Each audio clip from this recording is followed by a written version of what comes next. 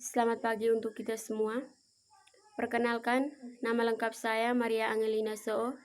Saya mahasiswa dari STKIP Citra Bakti Ngada, Prodi Pendidikan Musik semester 3. Di sini saya akan memaparkan materi tentang strategi pembelajaran dengan topik hakikat strategi pembelajaran yang meliputi pengertian, istilah-istilah yang terkait dengan strategi pembelajaran, variabel pembelajaran, serta tahapan dalam pembelajaran. A. Pengertian strategi pembelajaran. Strategi pembelajaran merupakan cara-cara yang ditempuh untuk mencapai tujuan pembelajaran. B. Istilah-istilah yang terkait dengan strategi pembelajaran. Yang pertama, metode.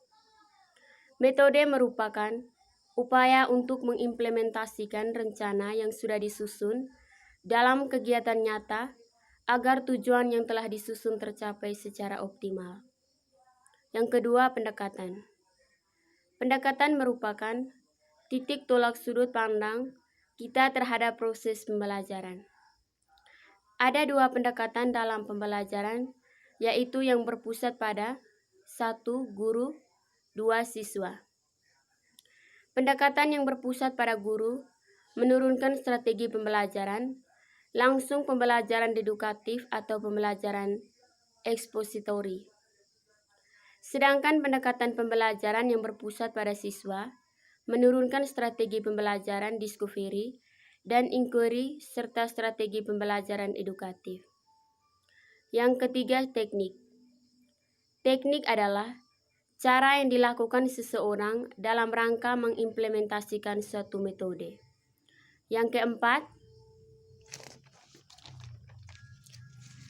taktik. Taktik adalah gaya seseorang yang melaksanakan suatu teknik atau metode tertentu. Dengan demikian, dapat disimpulkan bahwa suatu strategi pembelajaran yang diterapkan guru akan tergantung pada pendekatan yang digunakan. Sedangkan bagaimana menjalankan strategi itu dapat ditetapkan berbagai metode pembelajaran.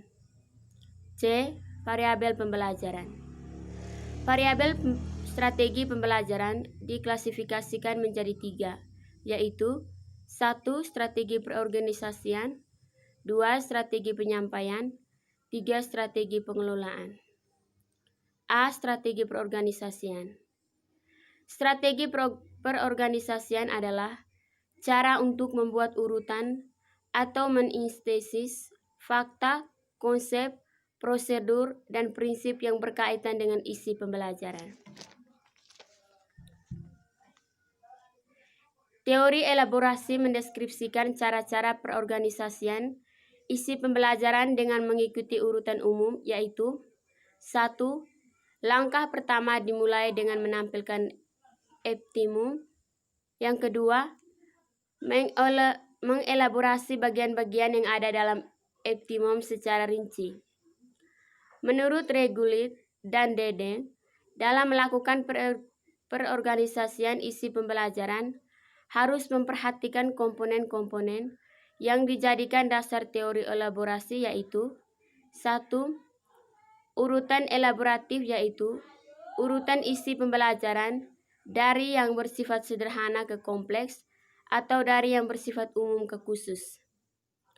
Yang kedua, urutan prasyarat belajar menampilkan hubungan prasyarat untuk suatu konsep, prosedur, atau prinsip. A. Pengertian strategi penyampaian. Strategi penyampaian isi pembelajaran merupakan komponen variabel metode untuk melaksanakan proses pembelajaran.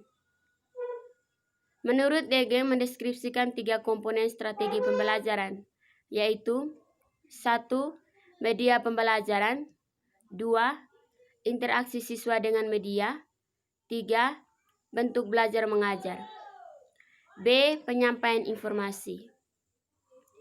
Penyampaian informasi seringkali dianggap sebagai suatu kegiatan yang paling penting dalam proses pembelajaran. Artinya, tanpa adanya kegiatan pendahuluan yang menarik atau dapat memotivasi peserta didik dalam belajar, maka kegiatan penyampaian informasi ini menjadi tidak berarti. Beberapa hal yang perlu diperhatikan dalam penyampaian informasi adalah urutan ruang lingkup dan jenis materi. 1. Materi pelajaran pada hakikatnya adalah isi dari materi pelajaran yang diberkah kepada siswa sesuai dengan kurikulum yang digunakan. 2. Secara umum, sifat bahan pelajaran dibedakan menjadi beberapa kategori, yaitu fakta, konsep, prinsip, keterampilan. Dalam menetapkan pilihan tersebut, Nana Surdina mengemukakan untuk memperhatikan yaitu 1. Tujuan pengajaran, 2. Urgensi bahan, 3. Tuntutan kurikulum, 4. Nilai kegunaan, 5. Terbatasnya sumber bahan. Urutan penyampaian materi pelajaran harus menggunakan pola yang tepat. Selain itu, perlu juga diperhatikan apakah suatu materi harus disampaikan secara berurutan atau boleh melompat-lompat atau dibolak-balik. Misalnya dari teori ke praktek atau ke teori. 2. Ruang lingkup materi yang disampaikan. Hal yang diperlukan oleh guru dalam memperkirakan teori serta teori tersebut menyebutkan bahwa bagian-bagian kecil merupakan satu kesatuan yang bermakna apabila dipelajari secara keseluruhan, dan keseluruhan tidaklah berarti tanpa belajar kecil tadi. Yang ketiga, materi yang akan disampaikan.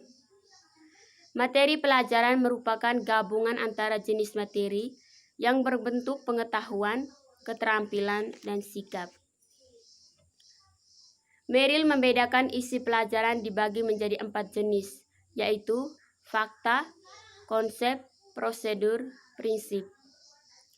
Menurut pendapat Regulet dan Merrill yang dikutip oleh Newman S. Dege dalam bukti taksonomi 1, mengemukakan paling tidak ada 4 hal yang mencari urusan strategi pengelolaan, yaitu 1.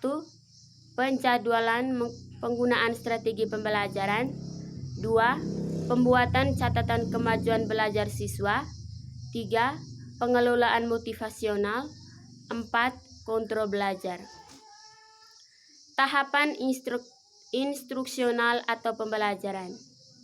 Secara umum ada 3 pokok dalam strategi mengajar, yakni tahap permulaan, pra-instruksional, tahap pembelajaran atau instruksional, dan tahap penilaian dan tindak lanjut. 1.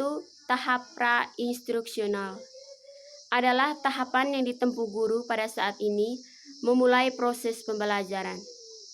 Yang kedua, tahap instruksional adalah tahap pembelajaran atau tahap inti, yakni tahapan memberikan bahan pembelajaran yang telah disusun guru sebelumnya. 3. Tahap evaluasi dan tindak lanjut adalah tahap evaluasi atau penilaian dan tindak lanjut dalam kegiatan pembelajaran. Sekian dan terima kasih.